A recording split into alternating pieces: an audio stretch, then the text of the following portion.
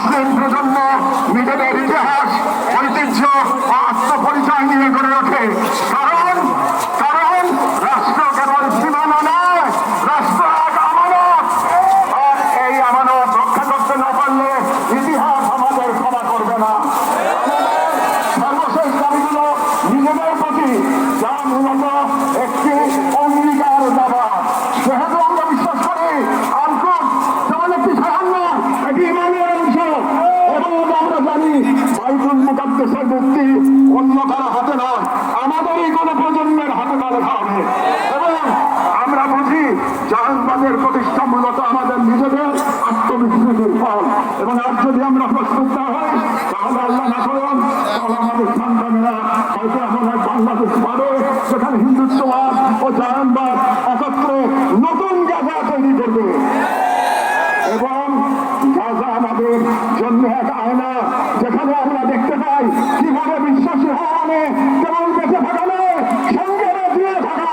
সেহেতু আমরা এই মাটির মানুষ, এই মুসলিম কুটুম্বের নাগরিক, এই গাঁওয়ের সন্তান এবং সর্বোপরি মুসলিম উম্মার সদস্য একটি অঙ্গীকার করছি। এক, আমরা সকলে স্বতঃস্ফূর্তভাবে বয়কট করব প্রত্যেক সেই পণ্য, কোম্পানি ও শক্তিকে যারা ইসরায়েলের দখলদারিত্ব টিকিয়ে রাখে। দুই, আমরা আমাদের সমাজ এবং ভবিষ্যৎ প্রজন্মকে প্রস্তুত করব যারা ইসলাম ও মুসলিম উম্মার সকল প্রতীক ও নিদর্শনকে সংরক্ষণ ও পুনরুদ্ধার করবে ইনশাআল্লাহ। তিন, আমরা আমাদের সন্তানদের এমন ভাবে গড়ে তুলব যারা নিজেদের আদর্শ ভূখণ্ড রক্ষায় জান ও মালের সর্বোচ্চ থেকে প্রস্তুত থাকবে। আমরা বিভাজিত হব না, আমরা জানি বিভক্ত জনগণকে দখল করতে দেরি হয় না। আমরা ঐক্যবদ্ধ থাকবো যাতে এই বাংলাদেশ কখনো কোনো হিন্দুত্ববাদী প্রকল্পের পরবর্তী গাজায় পরিণত না হয়। আমরা শুরু করব নিজেদের ঘর থেকে, ভাষা, ইতিহাস, শিক্ষা, সংস্কৃতি, অর্থনীতি, সমাজ সবখানে এই অঙ্গীকারের ছাপ রেখে আমরা মনে রাখবো গাজার শহীদরা কেবল আমাদের দোয়া চান না, তারা আমাদের প্রস্তুতি চান। শেষ কথা, শান্তি বর্ষিত হোক গাজার সম্মানিত অধিবাসীদের উপর, তাদের উপর যারা নজিরবিহীন সবর করেছেন, যারা বিশাল ইমানের প্রমাণ দিয়েছেন, যারা ধ্বংসস্তূপের মাঝেও প্রতিরোধের আগুন জ্বেলেছেন, বিশ্বের নিরবতা উদাসীনতার যন্ত্রণা হাসিমুখে বুকের মাঝে ধারণ করেছেন।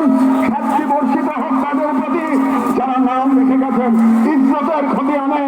শান্তি বর্ষিত হোক ইংরাজার ঋণ এবং ফাদি আবু সালেহ সহ সকল শহীদদের উপর যাদের রক্ত দ্বারা গাজার পবিত্র ভূমি আরো পবিত্র হয়েছে, যাদের চোখে ছিল প্রতিরোধের অগ্নিশিখা। শান্তি বর্ষিত হোক বাইতুল মুকাদ্দাসের গর্বিত অধিবাসীদের উপর যাদের হৃদয়ে এখনো ধ্বনিত হয় আল-কুদস লানা, আল-কুদস আমাদের। গাজার জনগণকে অভিনন্দন। আপনারা ইরান, সবর আর কুরবানির মহাকাব্য রচনা করেছেন, দুনিয়াকে দেখেছেন ইমান আর তাওয়াক্কুলের শক্তি।